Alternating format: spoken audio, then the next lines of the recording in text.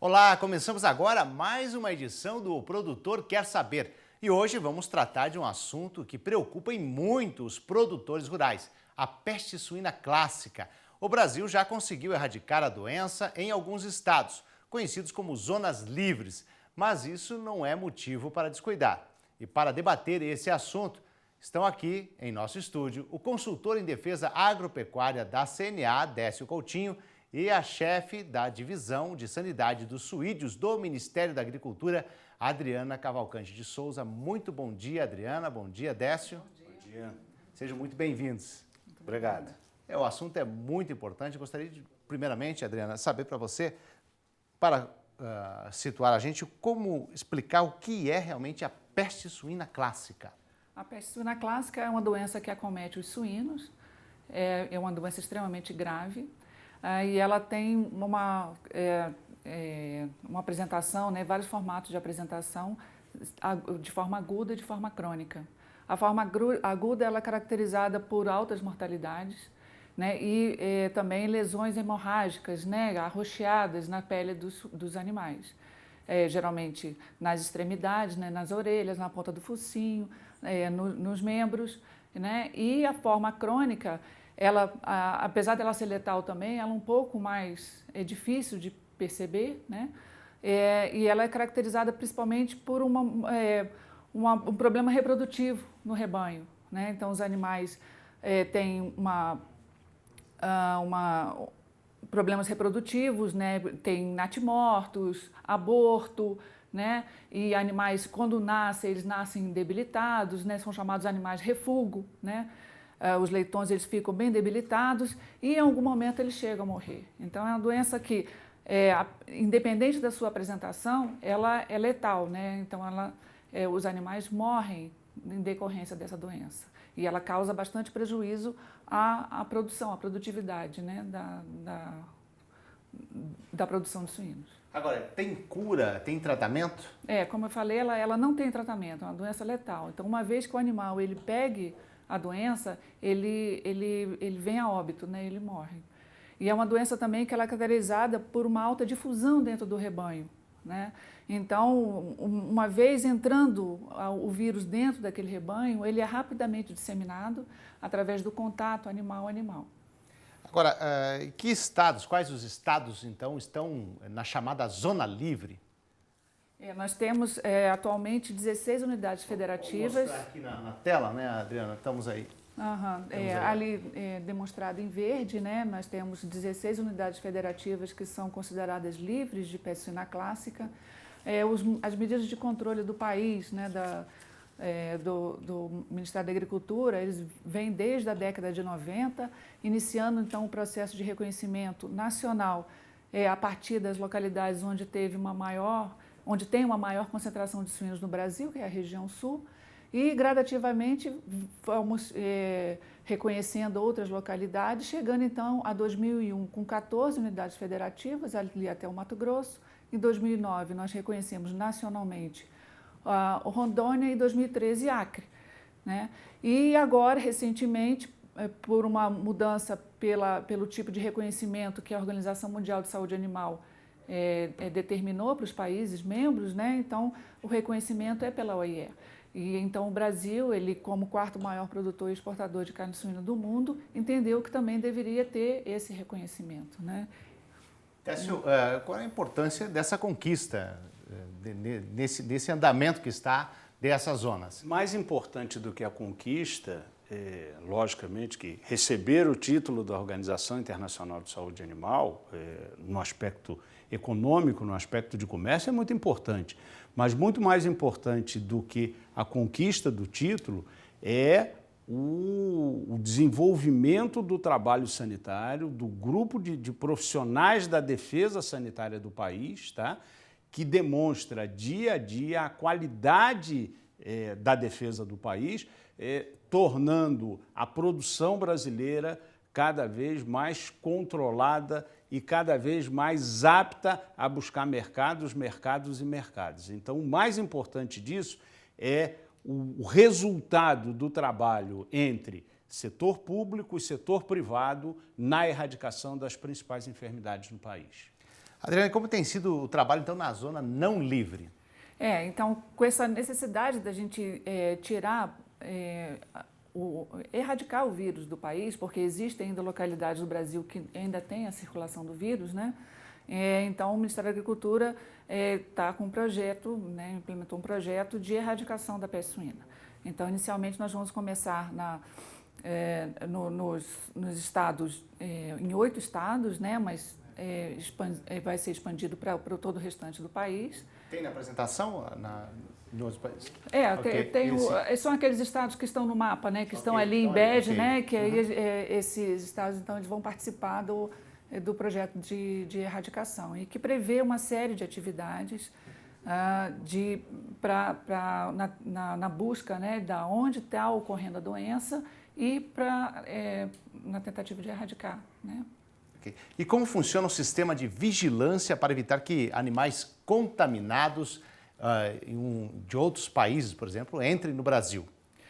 O sistema de vigilância da zona livre, e isso inclui também a zona não livre, né? O Brasil ele impõe ali uma série de restrições para o comércio na entrada de animais e produtos de suínos, justamente no sentido de não permitir a entrada, né, de patógenos que sejam prejudiciais à produção de suínos do país, né?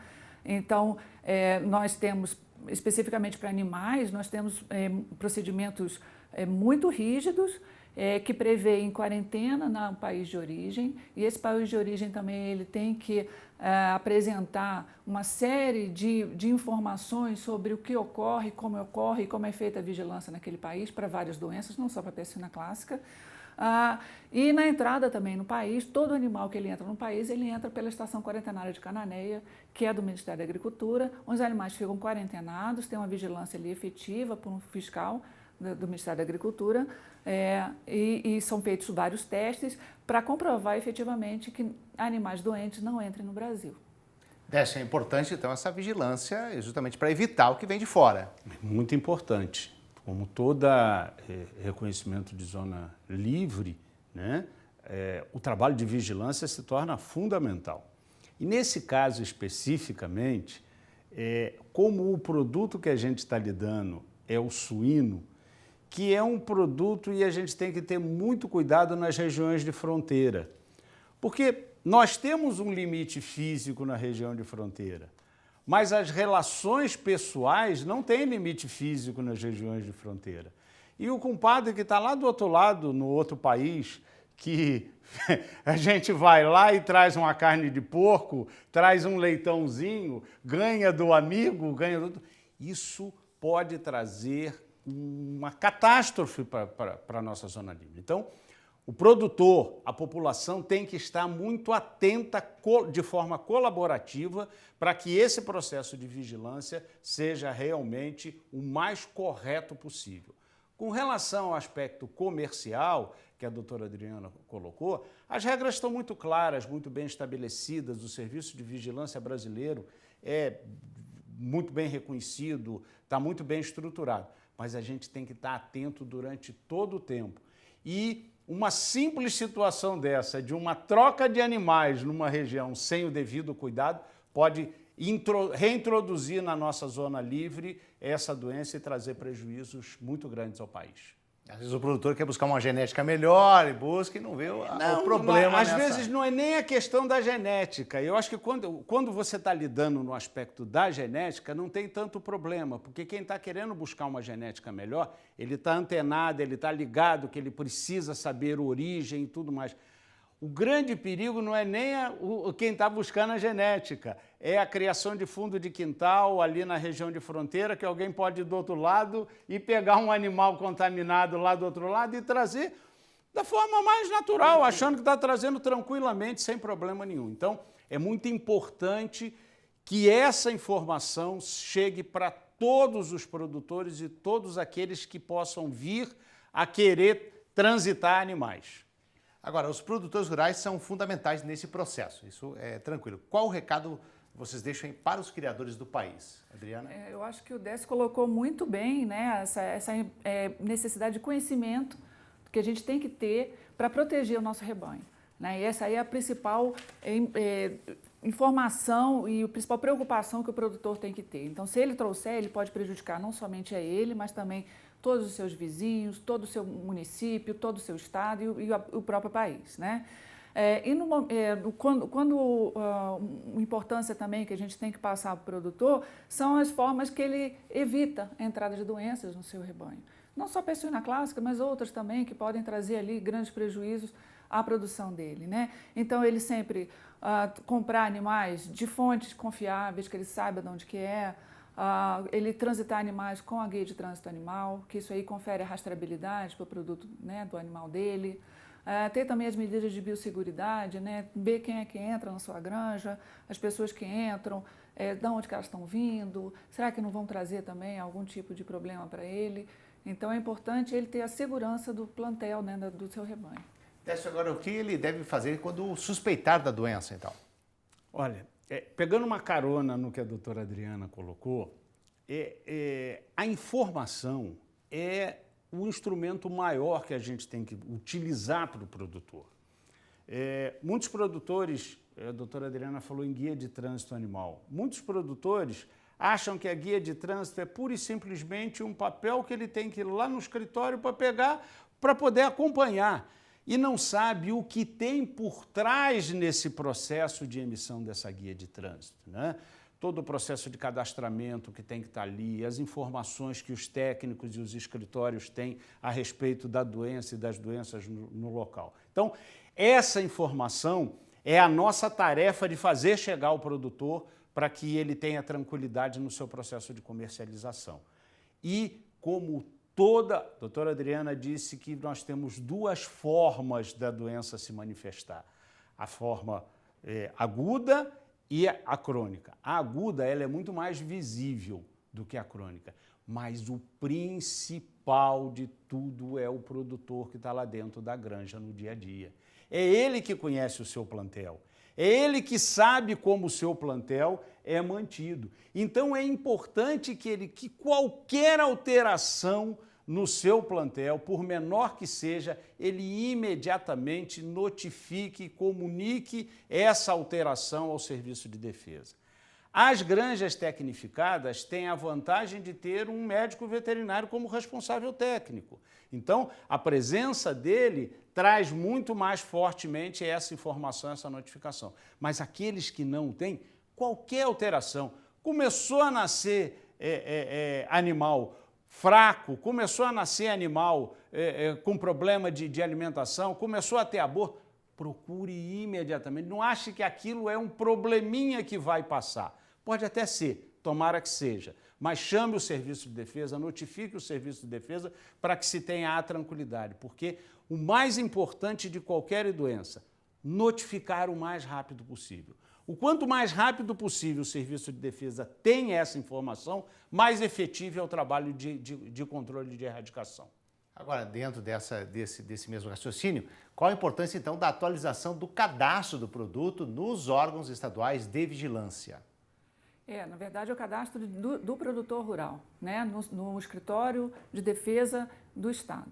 Né? Então, todo produtor ele tem que se cadastrar. Se ele não já está cadastrado no Serviço de Defesa, ele tem que ir lá, tem que se cadastrar, porque aí possibilita ele transitar os animais dentro das normas estabelecidas, né, com a guia de trânsito animal.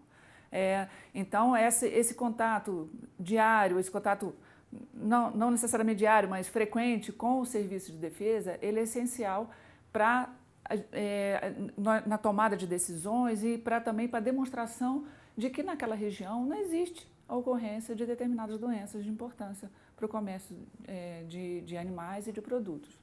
Né? Então, o cadastramento, o produtor que ele ainda não tem o cadastro feito no serviço, ele vá ao escritório local, né? Procure verificar onde que tem no seu município ou na sua região esse escritório, vá lá, se identifique e realize o cadastro. Cadastro do produtor. Que é gratuito. Agora, quais são as dicas, então, para o produtor tentar evitar a contaminação dos animais? Nós trouxemos aqui algumas... Aqui, Adriana. Deixa eu mudar aqui. Aí. O sistema de defesa, né, dos estados, eles possuem a parte chamada de educação sanitária, né? Então eles informam, existem vários tipos de atividades frequentes que são feitas para informar o produtor o que ele deve fazer no momento que ele encontrar alguma doença. Não somente para a peste suína clássica, mas doenças importantes como febre aftosa, influenza e várias outras. Especificamente com a peste suína clássica, o que ele deve perceber, né, que a gente já comentou aqui, o Dr. Décio também já colocou, né, altas mortalidades, morreu de uma forma que não esperada, né, uma quantidade muito grande de animais, procure, faça a notificação. E essa notificação, inclusive, ela é obrigatória, né, o produtor ele tem que notificar. E também, assim, algumas outras alterações que ele perceber que estão fora ali do dia a dia dele, da produção, que ele percebe seus animais, né? Então que ele busque, né? Tem mais a cartilha? Essas aí são algumas cartilhas que nós estamos desenvolvendo, né? Lá pelo departamento. Esse é um exemplo, né, de cartilha que tem, que vai ser distribuído agora, principalmente nessa zona não livre, né? Que a gente comentou, nesses estados que estão participando da zona não livre, mas os demais estados também têm muitas atividades informando ao produtor quando ele tem que informar. Quando ele tem que notificar a suspeita da doença, né? É importante que o produtor tenha o serviço de defesa não como um órgão de fiscalização. Ele não pode olhar para o serviço de defesa como um órgão de fiscalização. O serviço de defesa também é um órgão de informação, de esclarecimento, de apoio. Então, para que o serviço de defesa saiba que ele existe, ele precisa estar cadastrado. Para que o serviço de defesa possa informá-lo adequadamente, ele precisa ter contato com esse produtor.